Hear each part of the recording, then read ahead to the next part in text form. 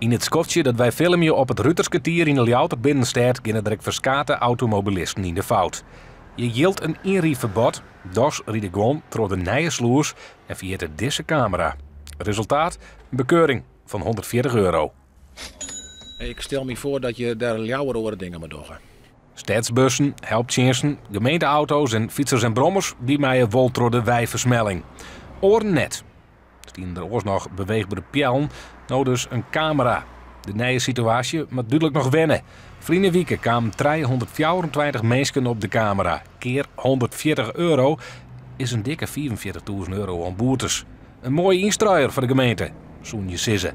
Maar die zei dat de boetes in worden door het Centraal Justitieel Incassobureau. En net naar de gemeentekast gaan, maar naar het Riek. De kans dat je een bekeuring krijgt is 100%. Dan kan ik me net oors dan voorstellen dat getal naar beneden gaat. Het bord wat naast u stiert is volstrekt duidelijk. Het liggende systeem is zoals als er een peel stiert, dan kun je de fysiek net langs. Nou, je kan hier langs. In fysieke zin gebeurt je niks. Je krijgt alleen nog een accepteerkaart op een matte. Nevens de gemeente Ljouwt wordt van beide kanten nou met meerdere beelden duidelijk aanjongen dat trorrieden net mij. Excuses ziek je? Nee, dat helpt net. Jo binnen waskoren.